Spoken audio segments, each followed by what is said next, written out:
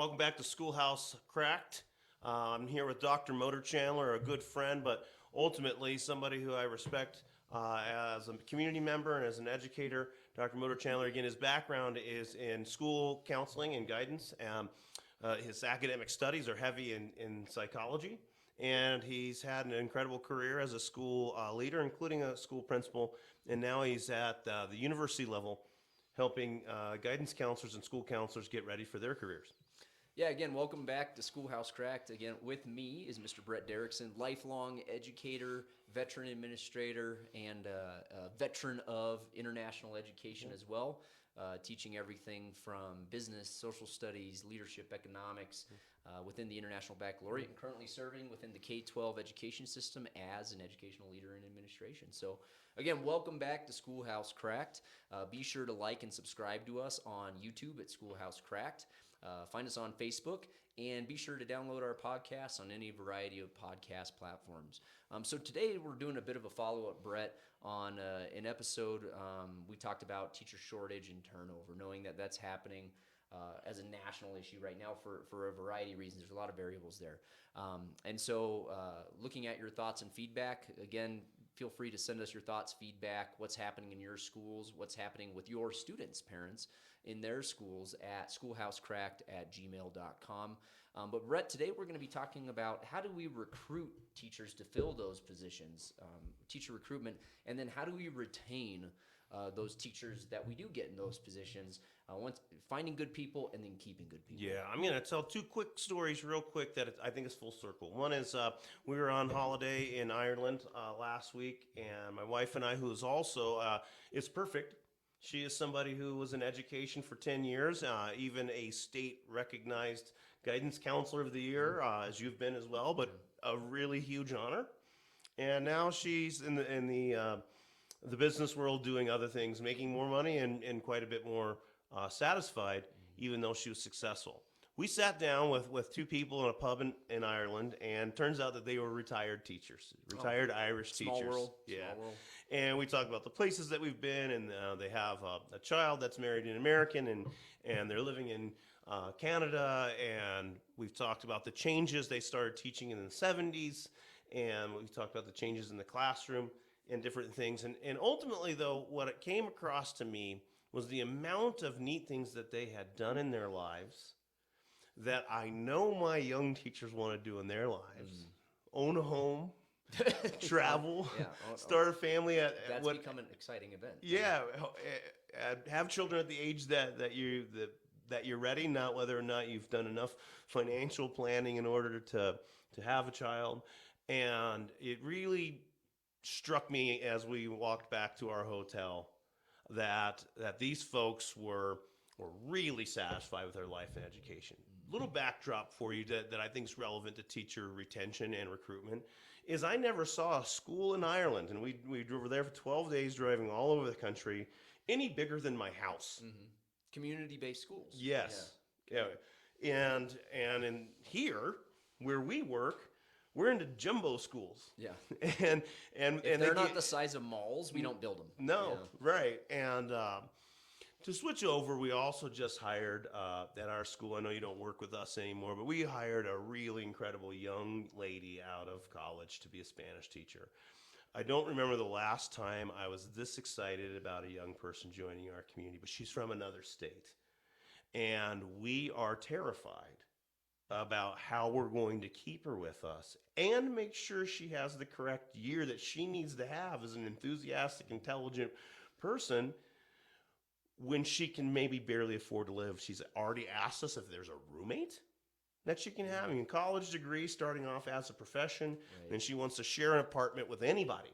Yeah. And the point for me also is I haven't even asked her yet if she could coach volleyball, which I'm going to ask her. Yeah. And when I go to tell her, like, I know she doesn't play volleyball, I'm going to be like, well, do you like kids? I'll help you with volleyball and I'll give you a stipend. Right. And so all we're saying is, which I'm sure a young teacher with those financial considerations is going to take regardless of her interest in volleyball. Yeah, and what I'm ultimately saying. Unfortunately, that's the environment. Well, and what I'm saying to the audience, to kids that might be listening, and to families, is I, as an assistant principal, am far too involved in this person's life to try to help her become a teacher and a successful teacher at my school. What I should be worried about with teacher retention is helping her be successful in the classroom and within our school community. But now my job has gotten to big enough that I'm trying to help her feel like she can afford to come live and teach in a gorgeous and wonderful community that we live in. Yeah. Well, I kind of have a couple different things going on in my head right now. One, I was on vacation at the same time you were on vacation. My wife and I had an opportunity to go to Tanzania, climb Mount Kilimanjaro, kind of a lifelong goal. And I had some of the same observations. Is all of these schools, they may have had 1,000 students, but the school day, I'd see kids releasing at like 2 p.m. or 1:30 p.m. And mind you, there's some things there in regard to comparative education between our two countries, which I won't comment on. But that was one thing that stood out to me, is one, smaller schools, and then two, a shorter school day. But I also had an opportunity on my climb to the summit of Kilimanjaro. In my hiking group was a veteran head of school from England, just outside of London, named Serge, and he was a great guy. He complained the whole way up the mountain, but we had some great conversations. And I had worked in a British school when I was in China, and that kind of opened my eyes to some of the unique differences in what we ask our teachers to do. And he's 1 year away from retirement. He'll be retiring at the end of next year, after serving for like 32 years, 22 of which as a head of 2 different schools, and just kind of listening to just how his life looks different to mine. And so when I was a principal, and more often than not, when I would tell him a story and he'd tell me a story, we would both look at each other with this kind of like look of shock and awe. Like, that's your experience? That's your experience? Because they were so starkly different in what we were asking teachers and educators to do. And he talked a bit about the role of the community and how, and that's something we're going to get to here in a moment, but the trust the community had in him, and the community that allowed teachers to feel invested and wanted to stay. But we had several instances over the years. Many schools in many states are having to cast wide nets and going to 30 or 40 out-of-state teacher career fairs to find teachers, because their own states aren't producing enough out of their teacher education programs.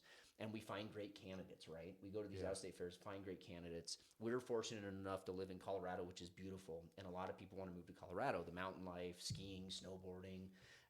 And then they start to see the cost of living and the cost of properties. And we've got somebody who accepted a job. We've got somebody who's ready to move out to Colorado, very excited.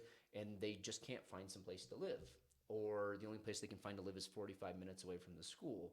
So on rare instances, we've seen them accept a job and then not be able to show up in August, or accept a job, and we all know that we're going to have them for 1 year before they move close. They move to a district closer to where they can afford to live. And let's also be clear too, folks. Like, transparency in regard to what Marcus and I are passionate about. What we're trying to do here with Schoolhouse Cracked is get solutions, get people talking and thinking and sharing, and a healthy democratic dialogue about what's wonderful about our schools and how we can even just maintain our standard of what we expect in this awesome country. I will say this also. You wouldn't have been in Kilimanjaro, and I wouldn't have been in Ireland if we weren't pulling professions, and if we weren't pulling administrator salaries. Correct. I mean, I make $30,000 to $40,000 more than a teacher with the same years of experience and level of education that I have. What's $30,000 to $40,000? A trip with your family to Ireland, and maybe not worrying about Outback Steakhouse for your kids' birthday. Right. So I'm just going to say it absolutely clear. We're asking teachers to do too much, and the compensation for doing too much is not only just financial. That's why I was talking about that young lady. I'm going to work hard with her to feel a part of our community. She's going to be surrounded by really great colleagues. We work at a school with really cool and interesting and fun kids. There's no way you're going to walk out of our school at the end of the day and say it's not worth it to try to teach these kids Spanish at our school, what we're going to ask her to do. But when I ask her to be the volleyball coach, and when I ask her to be on this committee, and then when I ask her to prepare for an active shooter drill, and then when I ask her to document every phone call she has, because we now have to have an absolute record so that we can deal with families who think that their child's behavior hasn't been communicated well enough, and then I ask again, and then I ask again for more and more things. And not because you want to burn this young woman out, and not because you want to ask her to do all these things, but when you're limited by just the number of people you have because of a shortage, you have to ask fewer people to do more things to backfill that, right? And we know that's an issue in all professions. Is we hear horror stories of one of my colleagues resigned, and rather than fill the position, they just distributed the responsibilities to other people. Yeah. So let's go to recruitment. Let's see if you don't mind using this young lady as a case study. So we live in Colorado. We are one of 2 school districts in our area, which has multiple school districts, many that have enough either desire or money for us to send out some administrators and teachers to actually do recruiting To a dozen different states. That's right. To And major so- recruitment fairs. So that's what we're doing is we are sending ahead to colleges and universities exactly who we are. We're using social media. We're using our physical presence. We're sending our charismatic people out. We're using Pikes Peak like there's no tomorrow. It's America's mountain. It is, but I mean, truly, I'm selling a lifestyle to young teachers that I think that they might get to enjoy in 10 years. Certainly, though, you get outside and have a great time in Colorado for 0 cents on the dollar. But the point for that is that we're really doing a lot outside of our state when I do see it as our state's responsibility to produce its own educators for its kids and its schools.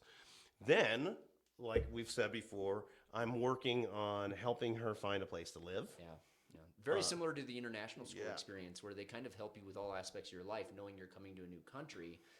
We've kind of adopted that in public education, knowing we're trying to get people just from another state. That's right. Yeah. That's right. And in addition to that, folks, we in our school district are increasing salaries at the highest level we possibly can. We're being as competitive as anybody in the state in regard to medical benefits. We're doing everything to do what we call raising the floor, meaning that you can start off in education and have a healthy lifestyle, an affordable lifestyle.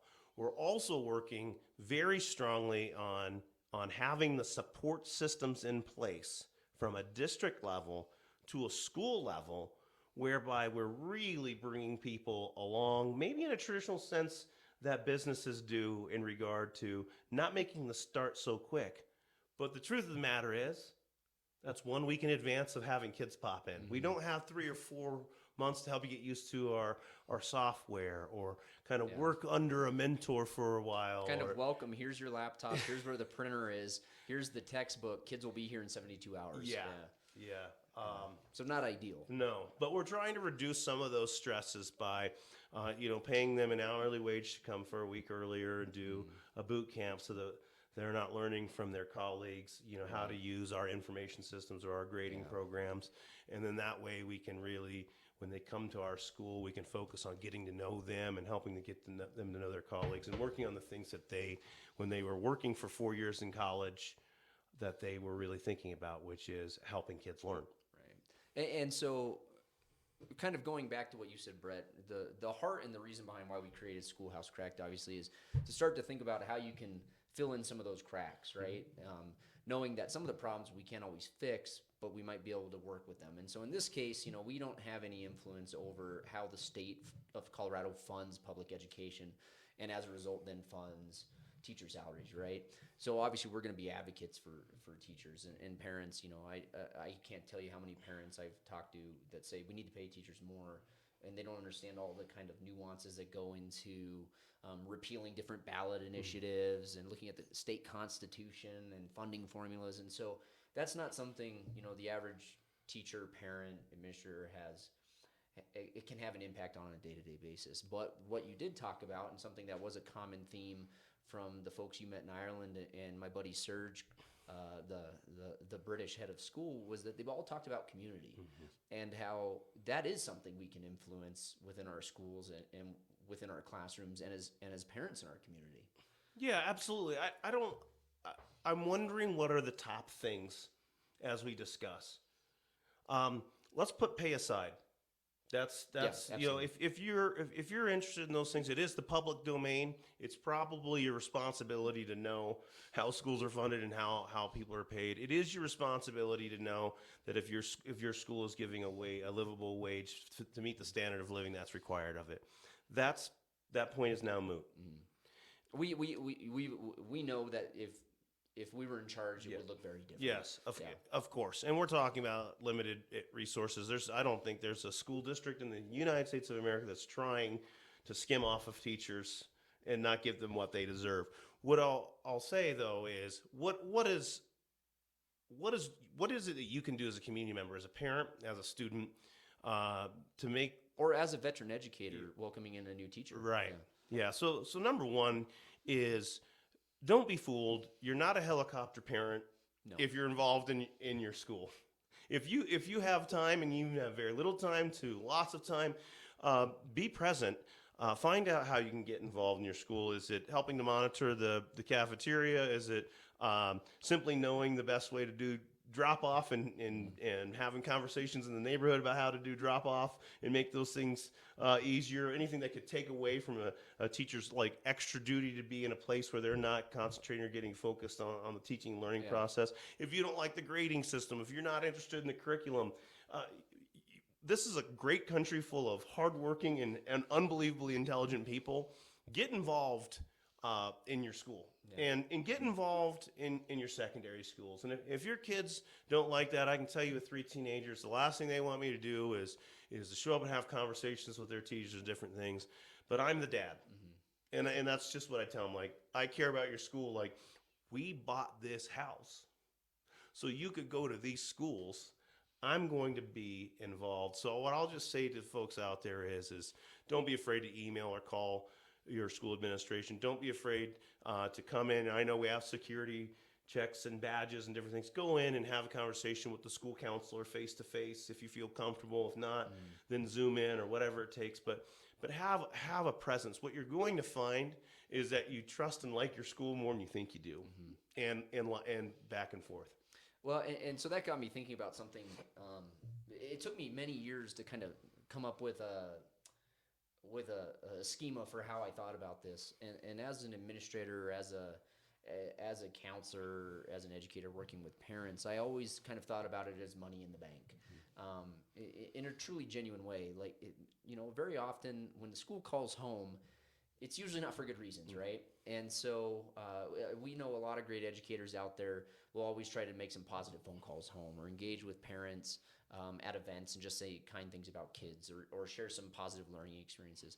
And so that was something I always kind of took to heart, and it really took me a few years to kind of refine that process. But every positive interaction I could have with a parent in regard to their students or just them as a human being really built that rapport. So then when I did have to have maybe a negative conversation with them down the road, that trust had been built. And it really took me leaving public ed and then just being an uncle of 3 great kids to realize it works the other way as well. And I started thinking about some of the parents that I had built the best relationships with over my career. And some of it was because I was doing those things, but also a lot of it was because the parents were doing those exact same things to me. Yeah. The parents were just reaching out to me and engaging with me, just general FYI, finding out information, just saying, hey, thanks, my kid said you had a great session with you today, or my kid said he loved your class today. Or thanks for supervising that event. And so kind of that two-way street. And so once I started to see that, it's something I started doing with my nieces and my nephew is the school they attend, it's a charter school, but they do a really good job of recognizing kids. And that takes time. That's teachers and administrators staying, multiple nights a week to hold these events to recognize kids that parents and family members can come. And so I just would go out of my way to just say, hey, thank you for recognizing my nephew. I really appreciate it. It means more than you know. And they have no idea I was a public educator. I worked in education. And so it was those little things I felt that built community. I didn't always feel that it meant sitting on your parent-teacher organization, which is, if you want to be involved in that way, absolutely. Like, as a principal, I love that. But those smaller, more organic moments where you just run into each other at a volleyball game or at the pickup and drop-off line, multiple of those exchanges, money in the bank, will allow you to make that withdraw when things do maybe get negative, because that mutual trust has been established. And so for a young teacher, retaining a young teacher, or even retaining a veteran teacher, when there's too many withdrawals, they're running a negative balance. Yeah, I love the analogy, and I'll just add to that two components. One is, if it's tough and you're not happy, also communicate. As you were speaking, I was thinking about some of the stronger bonds I have as parents as an assistant principal. And they are really because we've walked down the road with their child together. For a period of time. Right. And that's including them being critical of me or our school or our teachers. But as long as we're walking down it together and they're still communicating, still calling, not hanging up, saying I need this, maybe letting us know a positive thing that's going on with them at home. Like, hey, if we're having a hard time with your kid in our classroom and you love your kid and it's not going well, email the teacher and say, hey, it's their birthday tomorrow. Like, give us something that we can't see. School is hard. School is really hard on kids. That's something you and I have agreed upon since day one. It's at our school next year, it'll be 8 to 4 o'clock. That's a long day for a sixth grader. It sure is. It's a long day for a 45-year-old. I'm just going to say it, and everybody knows it. To have a 5-minute passing period. Or teachers are running down the hallway during passing periods to go to the bathroom, emailing the administrators or the secretarial staff if they can go to the bathroom so that their kids are watched. We don't often get to see always, especially if your kid doesn't love school. And if your kid doesn't love school, that just means they're a kid. What's going great with them? So that we can help build that rapport, because, folks, it comes down to this. We're talking about teacher retention. It simply means teachers believing in their efficacy, that the efforts that they make have a positive impact on kids. That's what pays the bills in the bank that Dr. Motor Chandler is talking about, and we need your help sometimes in filling that up. And so that goes back to that sense of community. Is it's, to use an overused analogy, and the it takes a village, right? Yeah. And I always kind of get irked when I hear that, but what it really means is it just takes everybody being involved. Like, parents are interacting with teachers are interacting with parents, administrators are having those positive relationships. But one of the things I did want to talk about, Brett, and it's been on a lot of my mind over the last couple of years, for a variety of reasons, is once we get a good young teacher, or even just a new teacher from out of state with a lot of experience, how do we keep them? And there's been a lot of things in the literature over the years just regarding mentorship programs, and some states mandate mentorship programs and having to go through some type of formal process to get a professional license, and all this formal process has really just got me thinking about whether I'm a formal mentor to somebody or whether I'm not. How have I actually legitimately helped and supported and mentored somebody new to my building, and what are the times I've actually failed miserably and missed some of those items as a colleague? And I had a mentee over the last couple of years that really struggled, and I was kind of thinking about, well, what could I have done differently? And we talk about training those mentors to support new teachers, but then just without those formal processes, think back to when you were a young teacher. What made you want to stay at your school? Because your first school you were at for, I think, 11 years. 11 years. Yeah. And so some of that is, one, you liked the job. 2, you felt connected to the community. But 3, at some point, it meant you liked your colleagues. Yeah, absolutely, 1,000%. And that's a great question, and it's a really important one. This is where I'm just going to ask teachers. Please tune in. Please send those emails. Please comment on YouTube. Please tell us and tell others what it is that you need, that what you're really missing. You know what I think. I've always said this, and I believe it not just as an educator, but just as a person. Adults are just grown-up kids.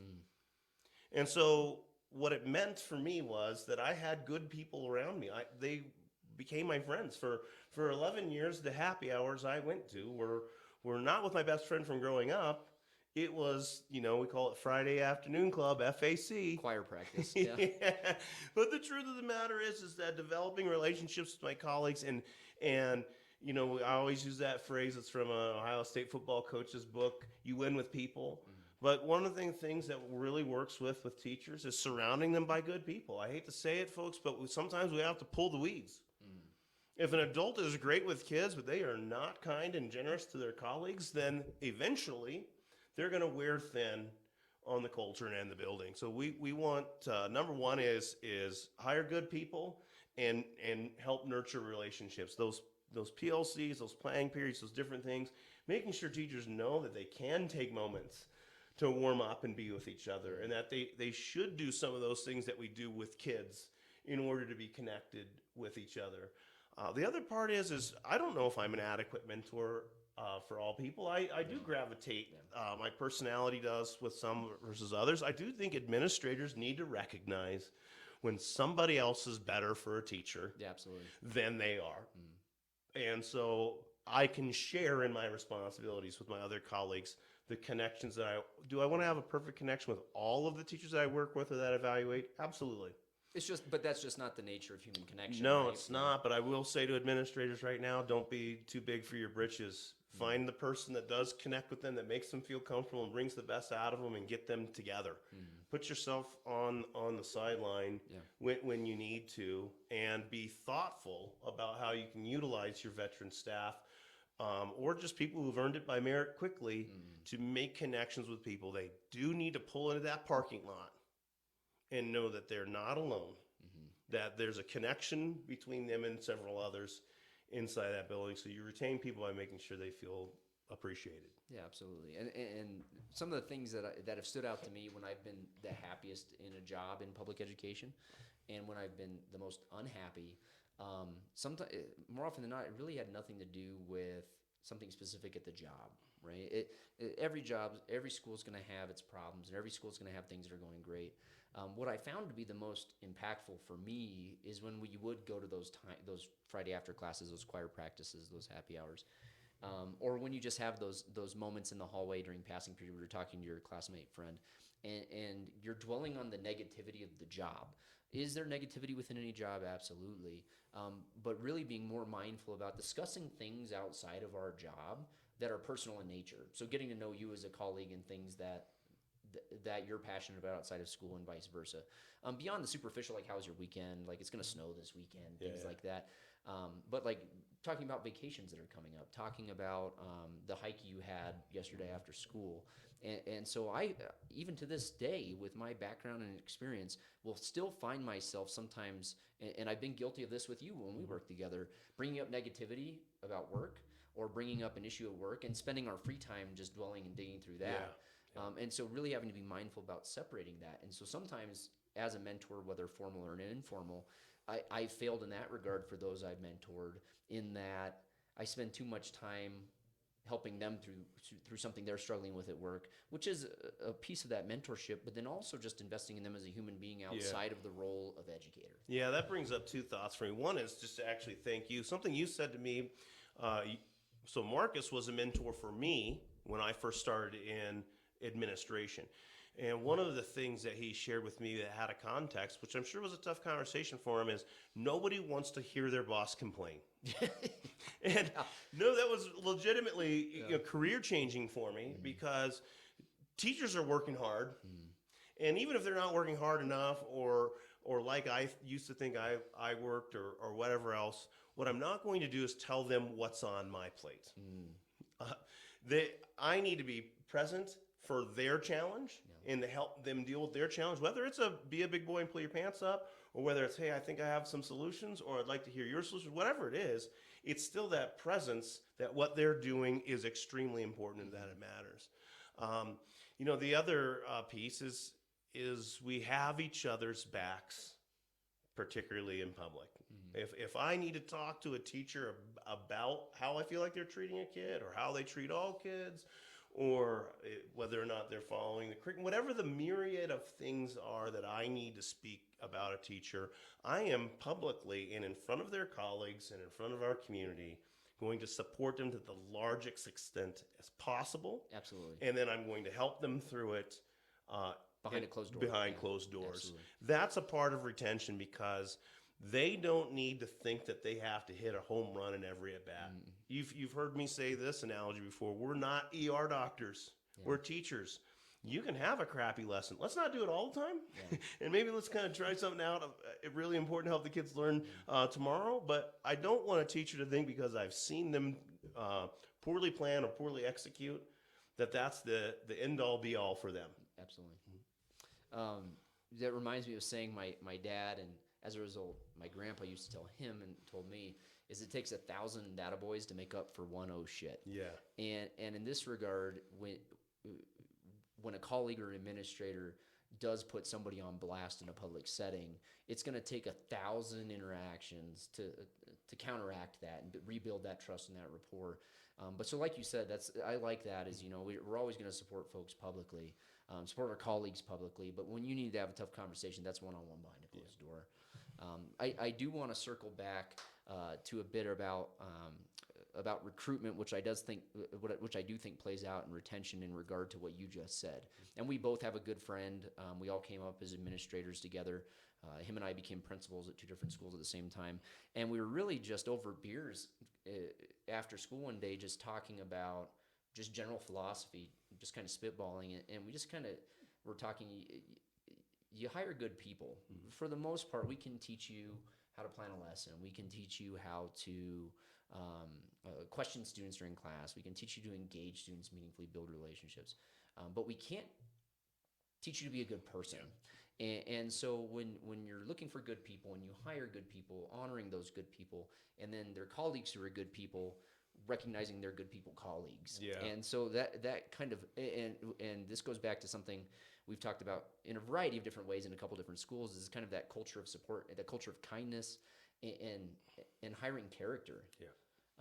And so that really plays out. And so that changed my philosophy in my own hiring. Is it's hard to assess character in an interview. It absolutely is.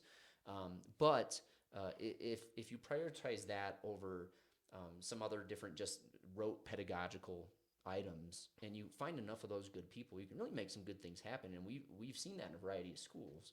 Yeah, we talk about it frequently. It's no longer secret. I'll just say it to the public. I wish in my head everybody's out there listening. Everybody cares about what we're talking about. Just so you know. Yeah. But no, I'll just say it. Your content expertise is absolutely secondary by far to whom you are with kids and adults. What kind of person you are. At the end of the day, I got into it at another school with some biology teachers. Our biology department at a large school, basically. 60% of kids had D's or F's by the middle of in the first quarter, and they were like, they have to know this. They don't know it; they have to know it. Kids these days, and I know kids these days. I have 3 of them in my home, and you better believe, kids these days, it's a real thing. Yeah. But at the end of the day, has said every generation for the last 1,000 years. Right? But I'm not going to tease any teacher about saying it because I deal with it. Yeah. What I'll say though, I said to them is, no, they don't. They're like, they have to be able to use a microscope going to college. I'm like, no, they don't. They're like, what do you mean? I'm like, I don't know. Here I am. I don't know how to use a microscope. The point of the matter is do kids want to go to their biology classes? Are they interested in learning it? At 15 years old, if you're retaining what you've learned in high school biology in regard to being a biologist later on, then I'll call myself wrong. The only thing I really want to happen is for them to have an interest in life science. Yeah, absolutely. And so it is. We're going to hire good people. We're not going to hire the content experts because at the end of the day, they come across 150 kids living in America's culture right now where people get shot on the 4th of July at a parade, or where we post signs up all over the place like declaring our ideologies, which are conflicting and tension-filled. And all I want our kids to know is that come on into the schoolhouse. We're going to work hard, we're going to do our best, and we're going to enjoy being with each other. And so that's kind of where that pivots towards some of the ways in which we've seen leadership in schools and leadership in school districts fail. And that's something I've been very passionate about over the years, and in looking at leadership administration and some of my own academic work, is the ways in which we fail as leaders, and when we're no longer prioritizing relationship rapport building. Yes, they need to have some instructional knowledge and expertise, especially at the secondary level. But when an organization becomes so fearful or so power driven that they hire and they promote based off of compliance. And so you're no longer prioritizing right things. You're hiring people who are just going to say yes and do what they're told. And it goes back to some of the research I've read when there was an analysis of entrepreneurs, business, high achieving business folks, iconoclasts, and they were looking at them on the big five personality traits. And there's some common themes about running and leading an organization. But one of the things that came out for the most successful people is they actually have a level of disagreeableness. Yeah. And so when I talk about good character, hiring great teachers in that regard, and then putting them around other good people, I also want to stipulate that we're also looking for some disagreeableness. We want them to be able to feel safe and feel comfortable bringing up concerns for the betterment of the school and the student's experience. And so that's something I've unfortunately seen recently in some schools and some school districts is they're really just looking for people that'll be yes men, smile and nod. Ultimately, there's no great idea in those organizations that doesn't come from the head of the organization. Yeah. And we know those organizations fail time and again. Yeah. And so when you're hiring good people and that feedback can go up and they feel valued in providing that feedback and safe in providing that feedback, that's when an organization thrives.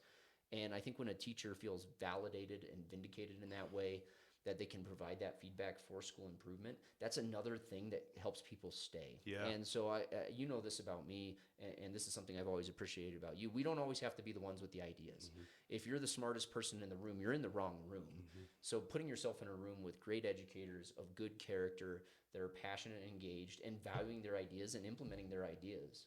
So I think that's one of the great ways to retain teachers. And I see a lot of teachers leave school districts because their leadership doesn't do that. Yeah, and I'll say this to school leaders, district leaders, and the community. And you know this with your academic background, more beyond philosophy and in the science. Yeah. You get good at what you measure. Mm-hmm. So what are you measuring? Are your state test scores, or are the kids' grades, or all these kind of like easy report out things, the way you're evaluating your teachers? Is this the way that you're showing value in deciding leadership? Or is it on the quality of experience that they're providing? So families, I'll ask you, ask your kid what they're enjoying about school, what they're learning and what they're doing. Get beyond the grades and find out about the experience. And if they're having a good, safe experience or they're being challenged, like ask more questions about what they're learning. Do they want to get out of that conversation really easy? Absolutely. But ask and find out. And district leaders, I'll say this too. I'll just say this: if anybody from our district is watching it, it's a-okay with me. You haven't shown me a piece of data in the last 6 years that changed how I operate as a leader in your school district. I am looking at our teachers who are satisfied, who help kids when they need help, who help kids really understand their learning so that the students can be involved in saying what they need when it comes to learning. And I want to make sure that they feel safe and cared for. If I'm measuring those things, then those test scores and different things will come out and they'll matter. But if the value of your school is some shallow data that you don't totally understand or know how it was even gathered, and then posted on your website, right? Then you're not going to retain your teachers. Yeah. Well, and so I'm glad you brought that up, Brett, because one of the things I've seen, again, recently in two different organizations is teachers' involvement in decision-making in curriculum. So you brought up the question, parents ask your kids. I would say parents ask your kids, who's your favorite teacher and why? And I will guarantee you 100% of the time, your kids are not going to say their favorite teacher is X social studies teacher, X math teacher, because they really implement the curriculum with fidelity. Or they really adhere to the textbook and the supporting resources. They're going to go to that relationship. And we've heard it 100 times over. When a student has a relationship with a teacher, they'll run through a wall for that teacher. And so we know that math is the majority of students' least favorite subject, but how often have we worked with math teachers where that's the kid's favorite teacher? It has nothing to do with math. The kid that would otherwise hate math and not necessarily engage is doing serviceably well in math because that teacher's invested in them and has built relationships and rapport. And this is not to throw the curriculum or the learning evidence out with the baby in the bathwater. No. What this is simply saying to students and families and school districts is that there is an order of operations. Yes. And there is an amount of time you spend on things. Absolutely. Have a guaranteed and viable curriculum. And if they go through that guaranteed and viable curriculum, if they engage in it, and they engage in it because they know that they're safe and they're cared for, the outcomes are there. Absolutely. They're already waiting. But what we have come through in our time in education is we've seen significant increases in the quality of curriculum. It used to be textbooks. Yeah. It's now Here's your textbook. Right. It's now curriculum. We've got legislators working with university officials, working with people in industry, working with teachers. Like in the state of Colorado and states all across the country, we've really lined up our learning standards. Now find the people to help them learn. Yep, absolutely. And keep them. I think that's a great succinct way of putting it, is we don't need to necessarily worry about what exists for student learning now. It's about finding good people and keeping them. So that being said, like, none of this is intended to say the teacher shortage or people are leaving because they're not good people, right? We know, like we said in our last episode, there's a lot of variables that are causing people to leave. But again, going back to the impetus behind our podcast is, what do we do as Joe Schmo in a school for our colleagues or as administrators? And so that's really kind of things I've been thinking a lot about lately. And how do we pour into our colleagues, and how do we pour into those we lead? And sometimes in administrative roles, how do we protect those we lead from things that are out of touch? Yeah. And I'll just say it in this way. It's fill in the hole in the donut. Teachers, I'm still going to get you donuts and bagels. You deserve that as often as we can. But what's missing in the donut is the whole, how do I fill in that gap? As an administrator, what is it that you really need to feel connected to our school community, to know that kids appreciate you, to know that you're seen, and to know that you're valuable? I got to go beyond the bagel. I got to fill it in. Yeah, absolutely. So thank you for tuning in. This was kind of a follow-up to our previous episode 3 on the teacher shortage and turnover. As we said in that episode, we know this is going to be an ongoing conversation in a variety of our episodes over multiple years. So this will be a topic we're going to be revisiting. So I do want to invite the audience, parents, the question Brett posed, teachers, administrators that are watching or listening. Send us your thoughts. What keeps you staying at your school? What keeps you invested in that process, knowing we're going through really challenging times right now in public education? Or what pushed you out, and what do you want? Yeah. And send us your thoughts, send us your comments. We'll share them in our next episode. schoolhousecracked@gmail.com. Comment on our social media. Be sure to like and subscribe on YouTube and download us on any of the podcast applications. In our next episode, this is pretty timely because here in about 2 weeks, we're going to begin preseason. We're going to be talking about school athletics. So the experiences as educators, the experiences as parents, and ultimately what has become a billion-dollar industry in the United States for student athletes. Thank you for tuning in to Schoolhouse Cracked. With me, as always, was Mr. Brett Derrickson. And Dr. Motor Chandler, my good friend and colleague. We'll see you real soon. Have a good one.